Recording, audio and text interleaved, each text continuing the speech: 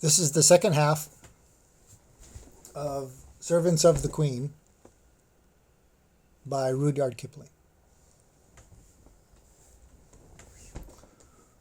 Well, I've certainly learned something tonight, said the troop horse. Do you gentlemen of the screw gun battery feel inclined to eat when you are being fired at with big guns and Two Tails is behind you? About as much as we feel inclined to sit down and let men sprawl all over us or run into people with knives. I never heard of such stuff. A mountain ledge, a well-balanced load, a driver you can trust to let you pick your own way, and I'm your mule. But the other things, no, said Billy, with a stamp of his foot. Of course, said the troop horse, not everyone is made in the same way, and I can quite see that your family on your father's side would fail to understand a great many things. Never you mind my family on my father's side, said Billy angrily, for every mule hates to be reminded that his father was a donkey. My father was a southern gentleman, and he could pull down and bite and kick into rags every horse he came across. Remember that, you big brown Brumby. Brumby means wild horse, without any breeding. Imagine the feelings of Ormond if a bus horse called him a cocktail, and you can imagine how the Australian horse felt. I saw the white of his eye glitter in the dark. See here, you son of an important Malaga jackass, he said between his teeth. I'd have you know that I'm related on my mother's side to Carbine, winner of the Melbourne Cup. And where I come from, we aren't accustomed to being ridden over roughshod by any parrot-mouthed, pig-headed mule in a pop-gun pea-shooter battery. Are you ready? On your hind legs, squealed Billy. They both reared up facing each other, and I was expecting a furious fight when a gurgly, rumbly voice called out of the darkness to the right, Children, what are you fighting about there? Be quiet. Both beasts dropped down with a snort of disgust, for neither horse nor mule can bear to listen to an elephant's voice. It's Two Tails, said the troop horse. I can't stand him. A tail at each end isn't fair. My feelings exactly, said Billy, crowding into the troop horse for company. We're very alike in some things. I suppose we've inherited them from our mothers, said the troop horse. It's not worth quarreling about. Hi, Two Tails, are you tied up? Yes, said Two Tails with a laugh all up his trunk. I'm picketed for the night. I've heard what you fellows have been saying. But don't be afraid, I'm not coming over. The bullocks and the camel said half aloud, Afraid of Two Tails, what nonsense. And the bullocks went on, We are sorry that you heard, but it is true. Two Tails, why are you afraid of the guns when they fire? Well, said Two Tails, rubbing a hind leg against another, exactly like a little boy saying a poem, I don't quite know whether you'd understand. We don't, but we have to pull the guns, said the bullocks. I know it, and I know you're a good deal braver than you think you are. But it's different with me. My battery captain called me a pachydermatous anachronism the other day. That's another way of fighting, I suppose, said Billy, who was recovering his spirits. You don't know what that means, of course, but I do. It means betwixt and between, and that is just where I am. I can see inside my head what will happen when a shell bursts, and you bullocks can't. I can, said the troop horse, at least a little bit. I try not to think about it. I can see more than you, and I do think about it. I know there's a great deal of me to take care of, and I know that nobody knows how to cure me when I'm sick. All they can do is stop my driver's pay till I get well, and I can't trust my driver. Ah, said the troop horse, that explains it. I can trust Dick. You could put a whole regiment of Dicks on my back without making me feel any better. I know just enough to be uncomfortable and not enough to go on in spite of it.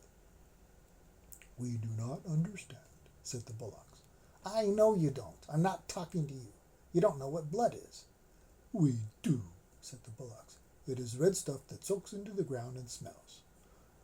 The troop horse gave a kick and a bound and a snort. Don't talk of it, he said. I can smell it now just thinking of it. It makes me want to run when I haven't Dick on my back. But it is not here, said the camel and the bullocks. Why are you so stupid? It's vile stuff, said Billy. I don't want to run, but I don't want to talk about it. There you are, said Two Tails, waving his tail to explain. Surely, yes, We have been here all night, said the bullocks.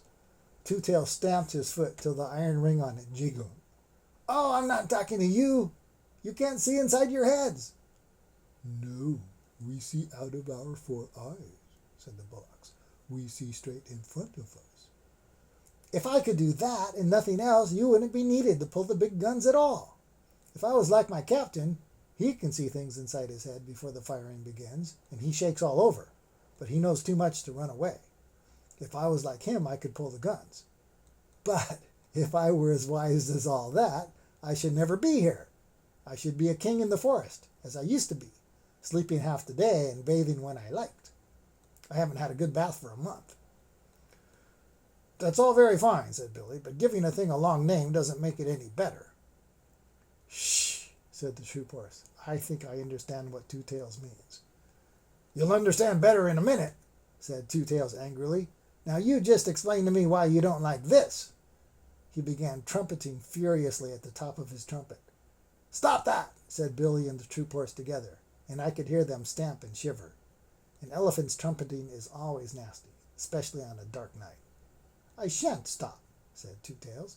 Won't you explain that, please? Rumph, rumph, rumph, rrr. And then he stopped suddenly, and I heard a little whimper in the dark, and I knew that Vixen had found me at last. She knew as well as I did that if there is one thing in the world the elephant is more afraid of than another, it is a little barking dog.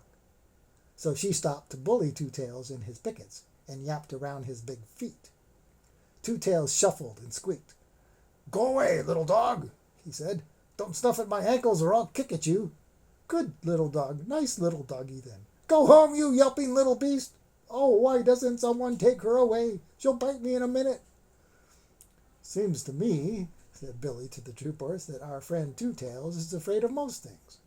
Now, if I had a full meal for every dog I have kicked across the parade ground, I should be as fat as Two Tails nearly. I whistled, and Vixen ran up to me, muddy all over, and licked my nose and told me a long tale about hunting for me all through the camp. I never let her know that I understand beast talk, or she would have taken all sorts of liberties. So I buttoned her into the breast of my overcoat, and Two Tails shuffled and stamped and growled to himself. Extraordinary. Most extraordinary, he said.